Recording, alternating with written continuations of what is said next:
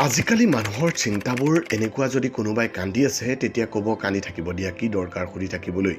কিন্তু যদি কোনোবাই হাঁহিছে তেতিয়া মৰি তৰি হ'লেও জানিবলৈ চেষ্টা কৰিব তেওঁ কিয় ইমান সুখী। যদি কোনোবাই অত্যধিক শুই থাকে তেন্তে বুজিব তেওঁ অসুখী। যদি কোনোবাই কম কথা কয় আৰু যেতিয়া তেওঁ কয় সেই কথাবোৰ বেছি খৰধৰকৈ কয় তেন্তে তেওঁ কিবা এটা মনৰ ভিতৰত লুকুৱাই ৰাখিছে। যি কান্দিব নোৱাৰে তেওঁ দুৰ্বল স্বভাৱৰ। যদি কোনোবাই অস্বাভাৱিকভাৱে খায় তেন্তে তেওঁ কিছু মানসিক চাপত থাকে। কোনোবাই অলপতে কান্দিলে তাৰ অৰ্থ হ'ল তেওঁ নিৰ্দোষী আৰু কোমল হৃদয়ৰ। কোনোবাই সৰু সৰু কথাতে যদি খং কৰে তাৰ অৰ্থ হ'ল তেওঁ প্ৰেমৰ প্ৰয়োজন।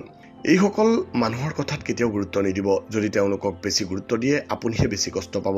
মই স্বাৰ্থপৰ বা অহংকাৰী নহয়, মাথো সেইবোৰ মানুহৰ পৰা আঁতৰি থাকোঁ যাৰ ওচৰত মোৰ কোনো মূল্য নাই। সম্পৰ্ক এটা জীয়াই ৰখাৰ ইচ্ছা যদি দুয়োফালৰ পৰা সমানে থাকে তেন্তে পৃথিৱীৰ কোনো সম্পৰ্ক ভাঙি নাযায়। কষ্টৰ পৰিমাণ যেতিয়া বাঢ়ি যায় তেতিয়া মানুহে কান্দিব এৰি মনে মনে থাকিবলৈ শিকি লয়। জন্মৰ পৰা অভাৱ শব্দটোৰ লগত ঘনিষ্ঠ সম্পৰ্ক আছে, সেয়ে কেতিয়াও মানি নলওঁ অভাৱে স্বভাৱ নষ্ট কৰে।